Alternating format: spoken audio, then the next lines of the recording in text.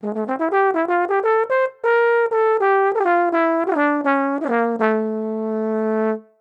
up, everyone? If you know that solo break, you know what we're checking out today.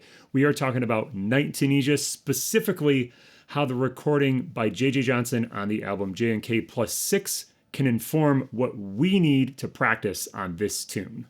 While I started with the break, we're actually going to spend most of our time today talking about how we improvise on the A sections of this tune. This is an AABA tune. There is this solo break, which I think is part of sort of the pressure of this tune, but where we're going to spend most of our time is on the A sections with just a little bit of time devoted to the bridge and to what we think about during the break. Let's jump right into things with just a little bit of harmonic analysis on this A section. It's pretty straightforward, but almost deceptively simple in a way. So if we check out the chord changes, we can see we're mostly alternating back and forth between E flat dominant 7 to D minor 7, and then at the end of each A section, we have a 2-5-1 back to D minor.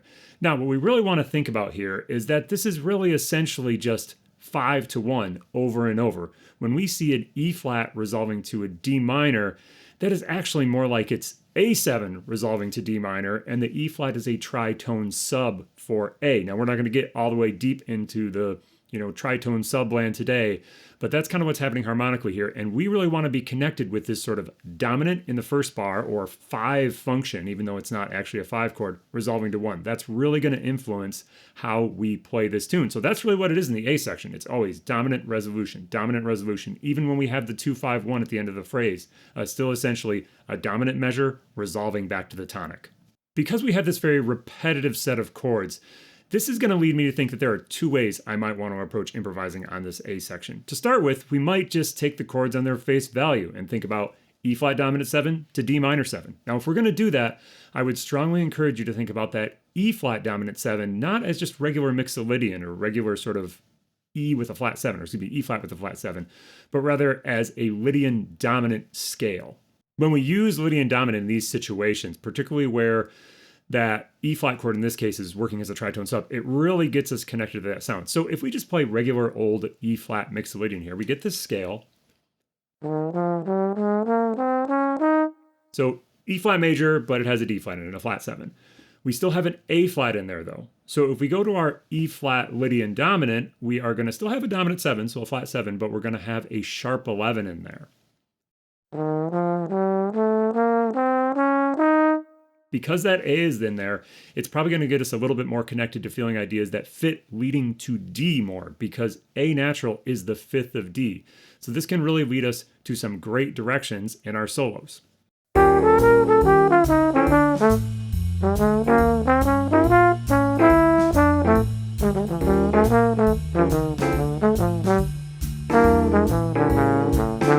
In order to find this sound and practice it in a relatively systematic way, I would set up an exercise for yourself where you're starting on each chord tone of the scale. So for example, we're going to start by ascending up the scale, starting from the root, and then when we get to the end of our E flat measure, we're going to look for the closest chord tone resolution that we can have moving to D.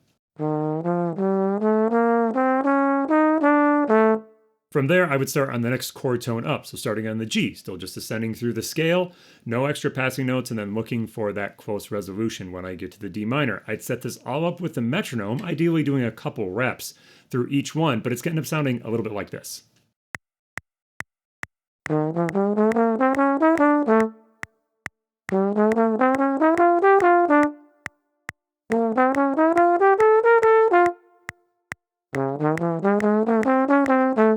Now, obviously, I also put a little like do dot on the end of each one of these phrases just to sort of round it out. Then you would want to do the whole thing descending through the E flat chord, and then I'm going to ascend when I resolve on the D minor chord.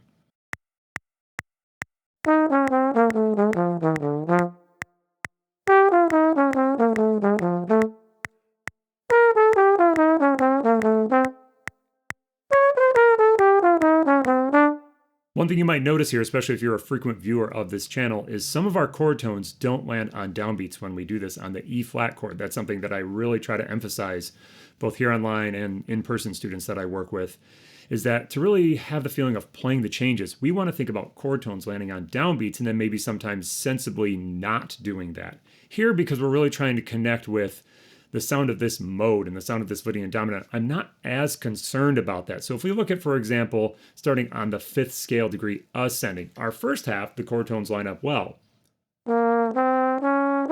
We get 1 and 2, and those line on downbeats. But in the second half of the scale, our F is not a chord tone, A natural is not a chord tone. These are color tones. But it ends up all working out nicely as long as we resolve in the next measure. So we don't always have to be so strict about that depending on sort of the end result we're going for. So that is option number 1 on our A section. Let's talk about option number 2.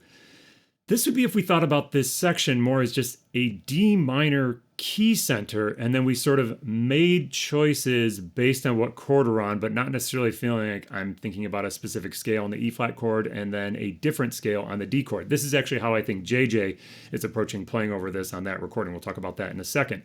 What we want to do this is we're actually going to set in our mind that this entire section we're going to approach more like it's D harmonic minor. Now that might not feel like the first choice most of the time. We oftentimes think about pentatonics, or if we're thinking D minor, we might think Dorian. But here we're going to start with D harmonic minor, and we're going to kind of categorize the notes into a couple different categories. So to start with, we want to think about what notes really fit well into D and really want to be in D. That would be our D and our F. They only fit into D. They do not fit so well into the E flat chord or in the dominant side of the scale. Secondly, we're going to have some notes that fit only into the dominant side. That would be the B flat, the C sharp, and then I also added the E flat in here as sort of an optional note, just since we are working with these E flat dominant 7th chords. So we have these kind of two groups, and then everything else in between, the E natural, the G, the A, they could kind of go both directions. So what we want to think about when we're improvising in this way is on the chords that are functioning as dominant chords, the 5 chords, the 2, 5, 1s, we want to emphasize the notes that in our case are red or purple. The ones that are either really connected to dominant chords or the ones that are sort of in between. And then when we resolve to our minor chords, we want to resolve the notes that are either blue or purple, knowing that the ones that are blue are going to be the most resolved. But I'm not really thinking so much about like, I've got to get to each one of these chord tones in all these places. It's all about thinking across the top of the changes, knowing that if I can land on these key notes in certain places, it's all going to work. It requires a little bit of sort of lateral thinking. You got to be able to think multiple ways in the same direction, but can really lead to some great results in your soloing.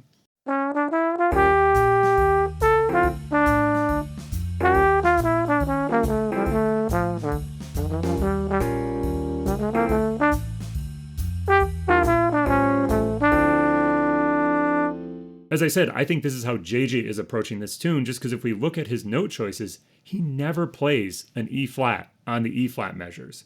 It's all just sort of ideas that are in D minor, landing on key chord tones at the right places.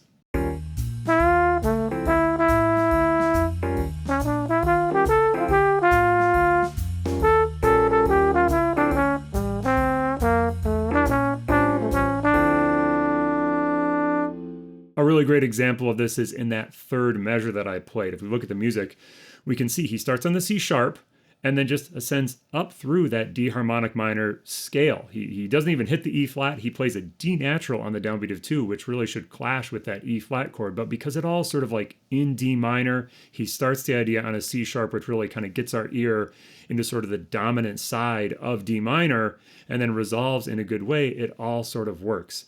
This is a huge takeaway for all of us as improvisers. And this is something that we need to be able to do, to think multiple directions on a given set of chord changes. Maybe sometimes I'm like, bam, bam, bam, I'm trying to hit every chord tone in the right places, but sometimes I'm thinking over top of the changes. Both can lead to really satisfying results. All right, there's our A sections. Let's talk just very quickly about what happens on the bridge and on the break of this tune. So the bridge is just a couple of 2-5-1s, and we talk about 2-5-1s a lot here, so we're not going to go into a lot of depth today. What I will point your attention to from the JJ solo, and something that you should really try working on practicing, he loves the sound of doing sharp 9, flat 9, and then resolving on dominant chords. It's all over the place in sort of his recorded body of work, and there's one really nice lick where he uses that sort of concept in his solo on the bridge.